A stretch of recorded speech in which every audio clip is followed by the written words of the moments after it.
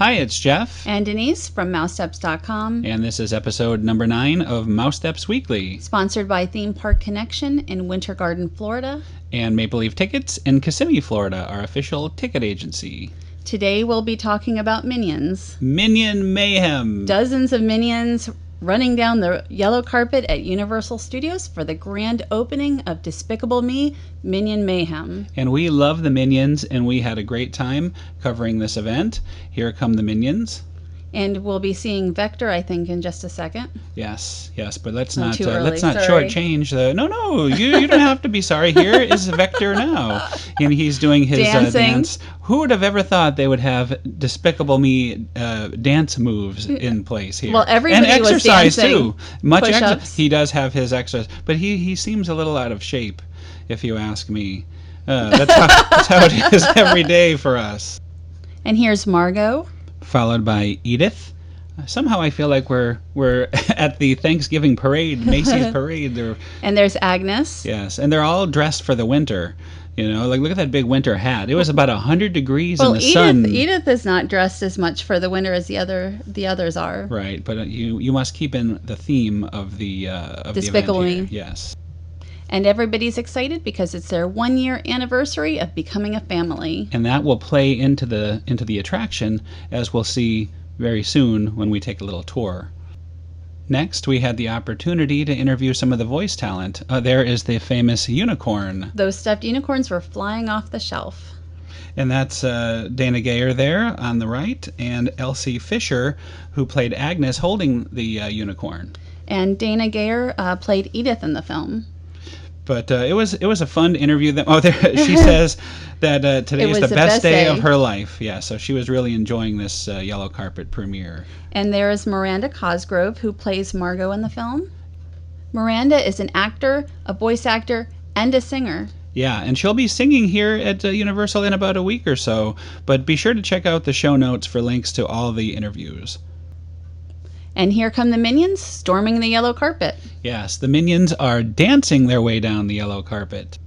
At this point, we're on the riser to get a great view of this event. We had originally been along the yellow carpet to get the interviews with all the talent. And I see in the background there's a whole bunch of kids, too, celebrating dancing down. And also on the float there behind is Margot, Edith, and Agnes getting ready for the big countdown. And it's pretty exciting. I've never seen so many Minions in one place. I find that hard to believe. But there's Grus. He's also getting everybody excited to count down the opening of Minion Mayhem. And he actually talked a little bit. 3, 2, 1. Minion Mayhem is officially open. And what I really like is that the actors and their alter egos, the characters, are side by side in this celebration. Yeah, they're all counting it down together, so it's really nice. It was a very nice opening. A lot of energy, as you can see. A lot of dancing. Yes, what a big shock. It develops into a big dance party. And so we have more dancing here. Yes, and much confetti and streamers, too. I mentioned to you that the confetti tasted very salty. Yes. I need to close my mouth during these type of events. Yes, I found some confetti attached to my back also later on. But here they go. Everyone's running in to be the first to ride Despicable Me, Minion Mayhem. And all the characters break into more dancing after all the kids are into the ride. So that pretty much concluded the special opening ceremony. And so we're going to move on. Last week we had the chance to go and check out Despicable Me and get a tour. This was the first time we had ridden, and we had such a great time with it. Our tour of the attraction was given by Universal Creatives' Mike West. And he was great because we learned many, many hidden details and some not so hidden details, too, that we found out. Here are posters. Become a Minion and join us. Yeah, it looks like Grus is looking for some more Minions to help staff his attraction. And he found the right ones. He sure did. He sure did.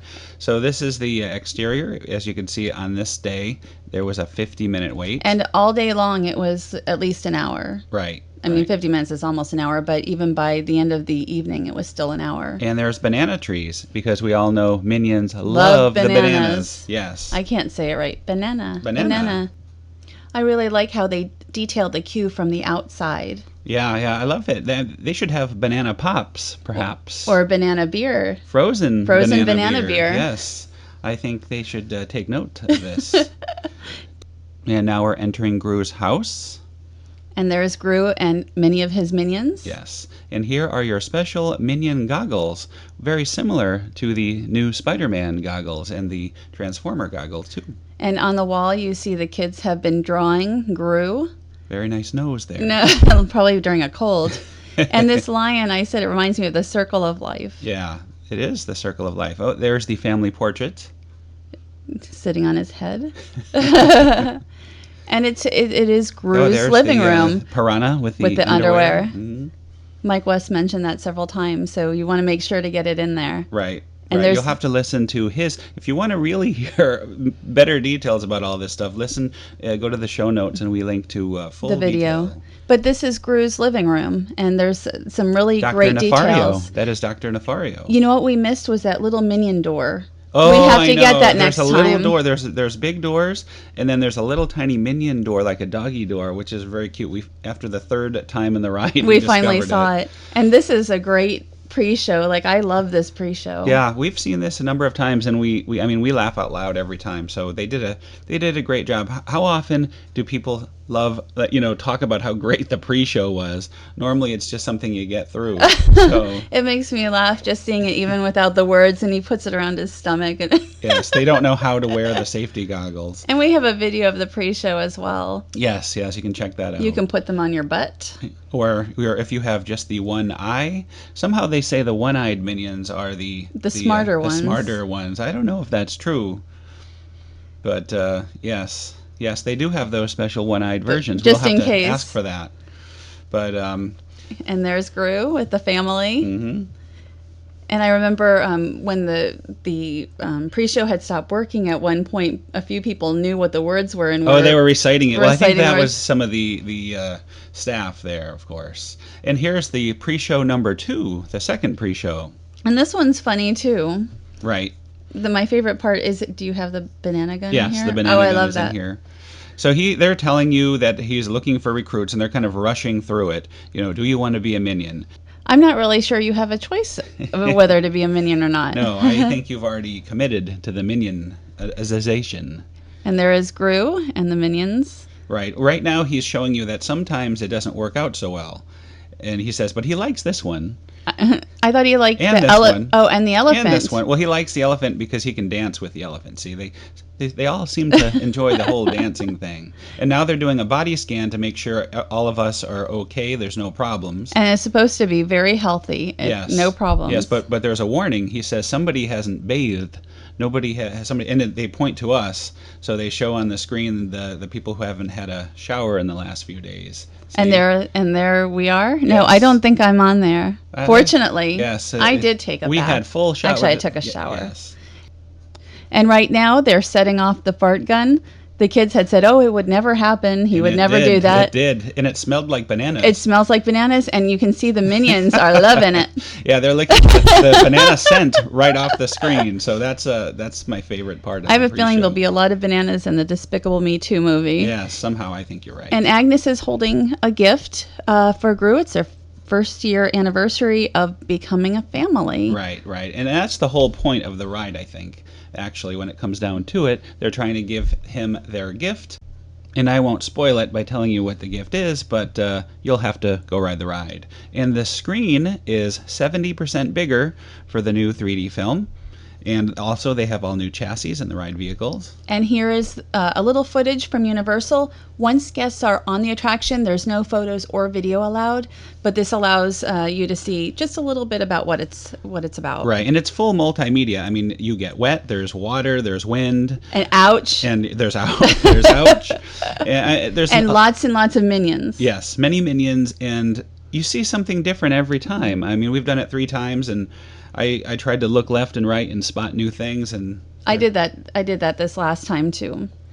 And dance party, yes. a minion dance party, and I generally dislike dance parties, but this is just a short, maybe 4 or 5 minutes at most. And who doesn't want to dance with the Minions? I guess we haven't yet, but next time I think we might get some pictures. Yeah, we're always boogie recording down. the Minions and watching them. We have yet to boogie down with the Minions. So. And this was the first time, the dance parties were the first time we had actually seen the Minions in Universal Studios. Oh, right. This was the preview. This was Thursday. This was Thursday. So, right. This is the very first time we saw the Minions in person. So we're very excited anyway.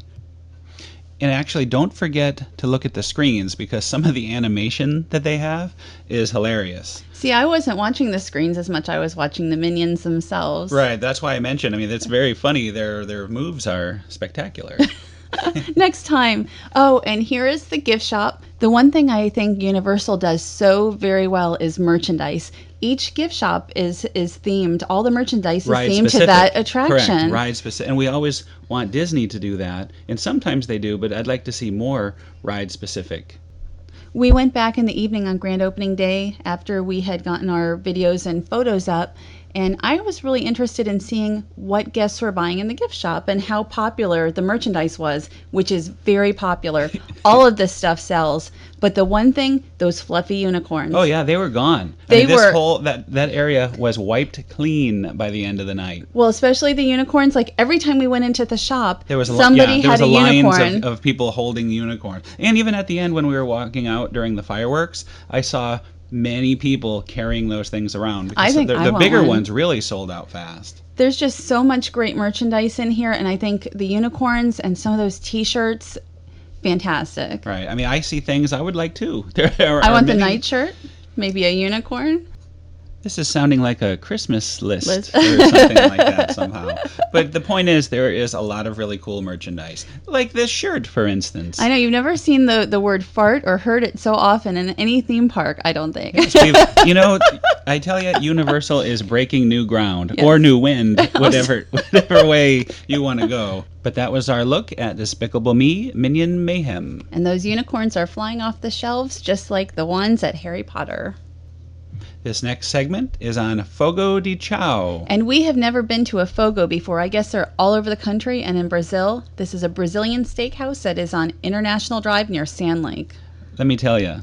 The food here is fantastic. Yes. Exceeded all expectations, and we'll definitely be going back. And this is a gourmet salad bar, which I really enjoyed. And they kept it nice and clean all evening long. Show quality. Show quality. It was show quality before. We were the first ones there. I've never seen a buffet look that nice all night. Like I'm talking 2 or 3. We were there for a long time. 3 hours later. Oh, there is the delightful warm cheese bread. And they bring that to the table. There's food everywhere, like mozzarella, fresh mozzarella. Fresh mozzarella was very good. And here's I see my salmon. Best salmon I've had on a salad bar. Some chicken salad, some regular salad. And meat. Meat. And you need the green. You have to either choose red or green if you want the food to come to you. And use it to your advantage, we are told. Because if you do not flip it to the red, they just keep bringing you meat and you'll have a mountain of good That's what you there. had. Oh, caramelized bananas. Oh, the Minions would like this. The Minions would love it. Yes, caramelized bananas for the Minions. There is your favorite. That's the picanha. And that is the most excellent meat. I was like, okay, well, I don't want any more, but then it's just a little piece, and then I'm telling you, like 3 times. That is Club 33 quality. I would say this even is better than last Club 33 Club 33 meals. Oh, and the desserts. That's the flan, but that turtle cheesecake that you ordered was. Well, yes. We brought a little bit There's home. some Irish coffee there, too. Oh, boy. And here's the secret. This is the secret to the success. Right. Is the open fire pit, and they use sea salt. That's sea salt right there. And they use all sorts of different garnishes and spices and things. So, oh, boy. Look at that. And it's just amazing. And this really was the best meal I've had in a long, long time. I wish the video had Smellitzer. So the kitchen smelled because it was incredible. So amazingly good right here by all the chefs and all the different items cooking on the fire. We just thought our viewers would like to see all this meat. Yes. I am getting hungry here. We were in the kitchen quite a while. We're recording this July 4th. It's breakfast time, but my mouth is watering for some of this. The picanha. Again, Yes. if you go to Fogo, order make sure you save room for the picanha. Right, don't get fooled. Don't, just stick with the best. And the desserts. The desserts were excellent. So as I mentioned before, today is actually July 4th when we're recording. So it's a little bit of a later show this week, but we just wanted to make sure we got in the opening of Minion Mayhem. So we wish everyone a happy Independence Day. And what year was this, did you say? Oh, the video, this is the vintage video. It was recorded in 1991, Main Street. It's the old fireworks show, the song, the America song that the Voices of Liberty always sing. Well, very nice. It's nice to see an older vintage clip. So thanks again for listening. We'll see you next week, and happy Independence Day. Happy 4th of July. And don't forget to patronize our sponsors. Bye-bye, everybody. Bye.